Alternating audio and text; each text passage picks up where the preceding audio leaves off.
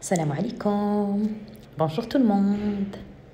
عرفتوا هاد الساندويتشات لذيذه ما تصوروش شحال لذيذه، ولكن الداخل ديالهم اولا العماره ديالهم بسيطه للغايه، وغتقولوا لي كيفاش لذيذه والداخل ديالهم والعماره ديالهم بسيطه.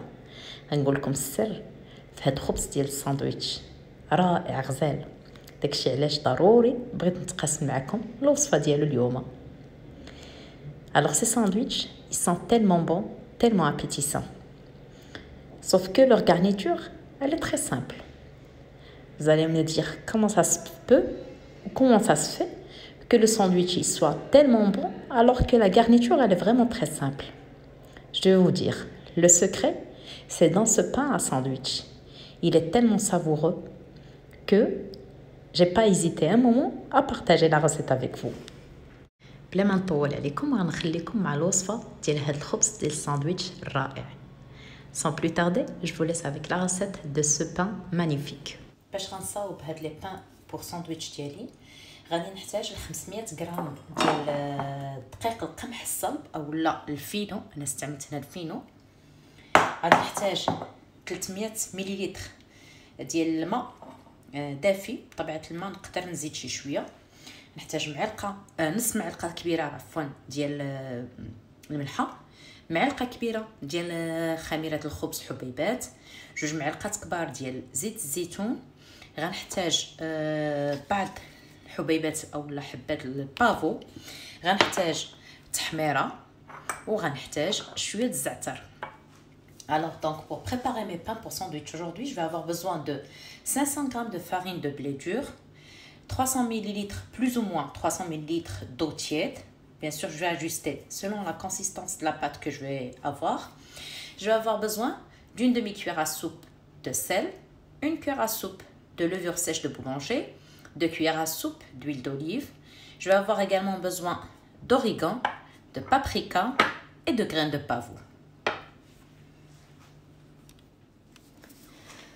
بالنسبه لطريقه التحضير، غادي ناخذ العجان ديالي اولا البول ديال العجان ديالي، غنوضع فيه الدقيق اللي عندي، غادي نزيد عليه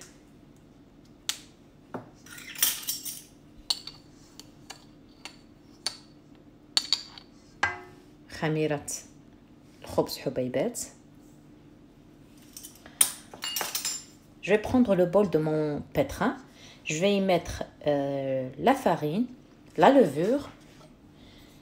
Je vais ajouter de l'eau tiède et je vais commencer à pétrir un petit peu.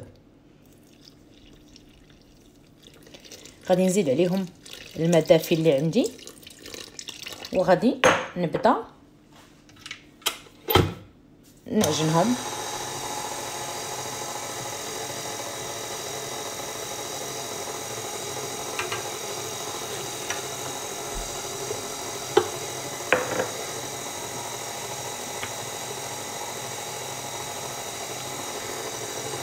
غادي غير نحس شويه تخلطوا. Je vais juste mélanger un petit peu. Ensuite, je vais ajouter l'huile d'olive. غادي نزيد زيت الزيتون. غادي نضيف الملحه. Je vais ajouter le sel.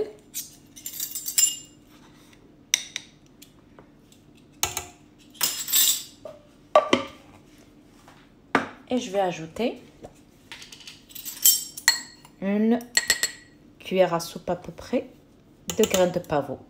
وغادي نزيد واحد المعلقه كبيره ديال البافو او حبوب الخشخاش. اللي بغى يضيف قل او كتر كيبقى اختياري. غادي نخلي العجان ديالي يخدم وفي نفس الوقت نراقب واش خاصني مازال نزيد الماء. Donc je vais laisser mon robot tourner et je vais remarquer à l'œil si j'ai besoin de rajouter un peu d'eau.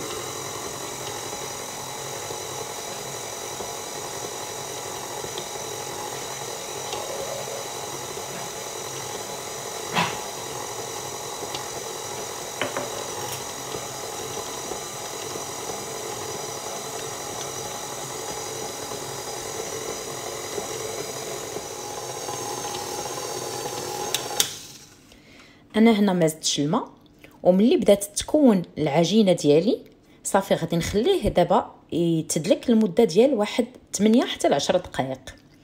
Alors dès que la boule de pâte se forme, je vais laisser pétrir pendant 8 à 10 minutes.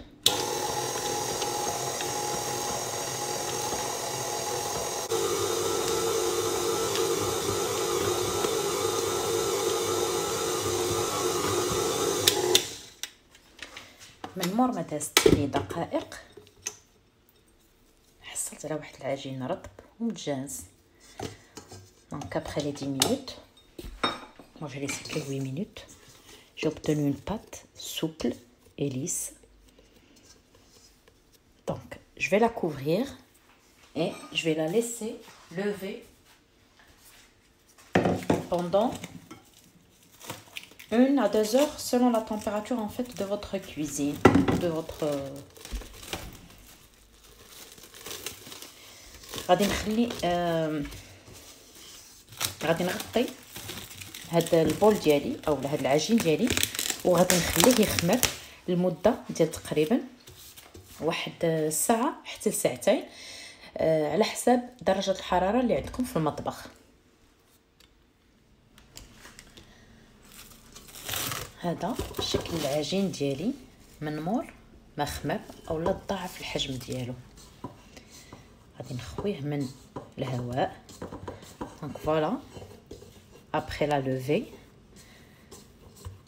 ma pâte elle a doublé de volume. Je vais la dégazer et la poser sur mon plan de travail. غنحطها فوق من سطح العمل ديالي باش تسهل عليا الخدمه ديالها.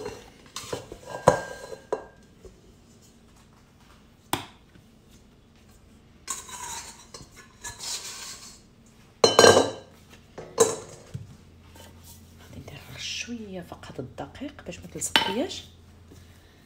صافي. Je vais saupoudrer juste un tout petit peu de farine. Ensuite, je vais couper ma pâte en 5 bâtons égaux. انا غادي نقطع هنا هاد العجين ديالي لتقريبا 5 القطع متساويه. بغيتو ديروهم كبار بزاف غديروا غير 4، بغيتو ديروهم شويه صغار او لا الا بغيتو ديروهم حتى صغار بزاف ميني راه تقدروا ديروهم. Donc voilà, si vous voulez, vous pouvez les couper en plus gros ou plus petits. Moi, j'ai besoin de 5, donc je vais essayer de tracer d'abord. Non, donc je vais prendre comme ça. Alors, 1. Je vais le faire à l'œil nu.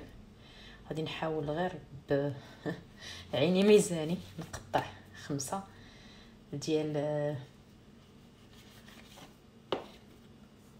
المرصوات اللي يكونوا نفس القياس تقريبا. اذا بان ليا نزيد ناجستيهم غادي ناجستيهم. الفران ديالي سخن.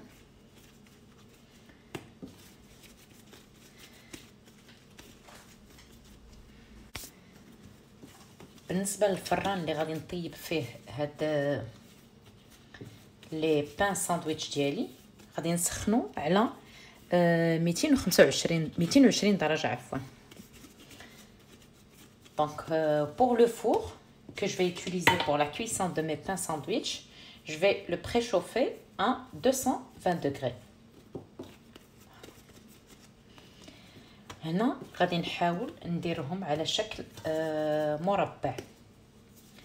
Donc en fait je vais essayer d'étaler mes pâtons sous forme de carré ou à la rigueur de rectangle. يعني غندير مربع او مستطيل نقادهم مزيان.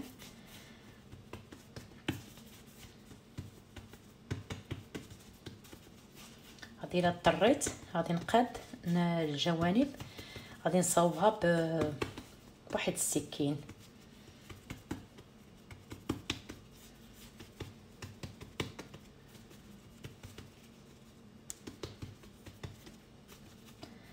Donc pour une finition ou un rendu plus joli, je vais utiliser un couteau pour en fait perfectionner les bords. Voilà.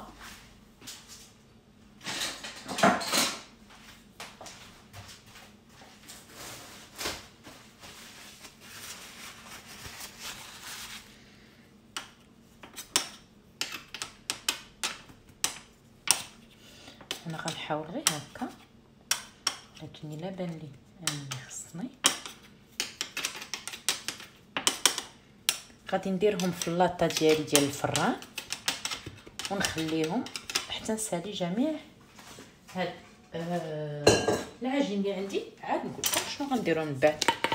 دونك جو ميتر mon petit bâton ou mon petit pain à sandwich dans la plaque du four. Voilà. Je vais faire de même pour les autres bâtons. غادي نصاوب نفس الشيء، غنصاوب العجائن الاخرى على شكل مستطيل.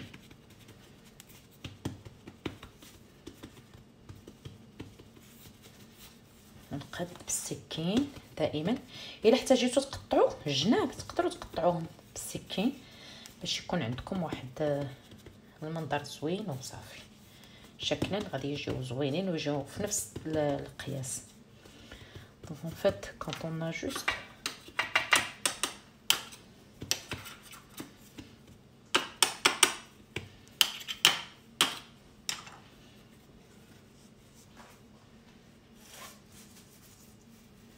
حتى في اللاطه حاولوا تقادوهم شي شويه.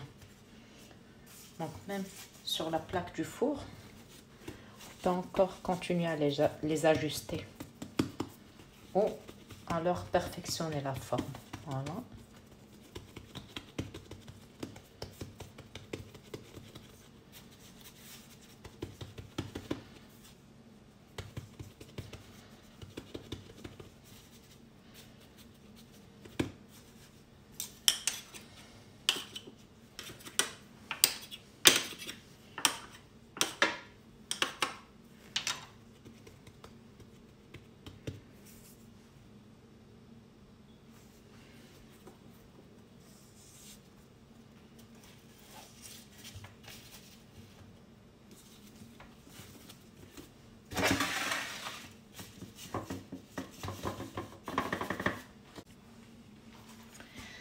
من مور ما ساليت التحضير ديال هاد الخبز ديالي ديال الساندويتش غادي ندهنهم بالزيت ونرشهم بشويه ديال التحميره، شويه ديال الزعتر وشويه ديال البافو. Donc après que j'ai terminé la confection de mes pains, je vais les badigeonner d'huile, un peu d'huile, juste un peu, avec un pinceau. غنستعمل واحد الشيته ولا واحد البانسو وغادي ندهن بهم هاد الخبز ديالي اولا الوجه ديال هاد الخبز ديالي. غادي ندهنو بهاد الزيت، هادي زيت عاديه، تقدروا تستعملوا زيت الزيتون. انا مادام العجين درت فيه زيت الزيتون غادي ندهن غير بزيت عاديه. et je vais saupoudrer d'un peu de paprika. Je vais commencer par le paprika. غادي نبدا بشويه ديال التحميره. التحميره تكون من النوع الجيد، يعني ماشي اللي فيها الملون او، وراه كتلاحظوا الفرق غير في الرائحه ديالها.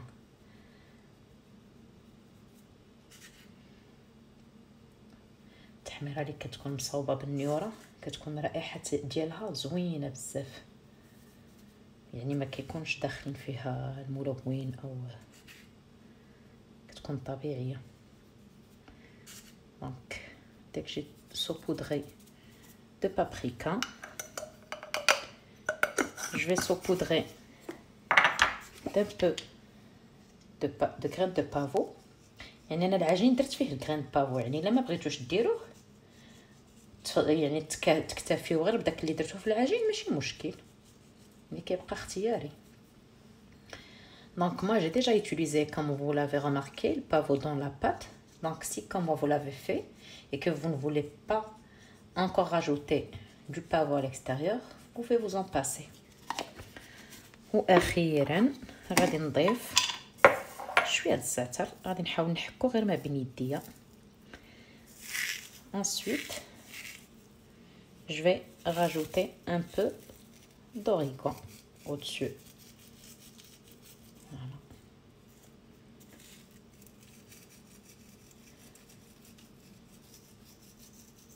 وغادي نخلي هاد الخبيزات ديالي اولا خبز الساندويتش ديالي يخمر مره واحده اخرى ما بين نص ساعه حتى ساعه تقريبا.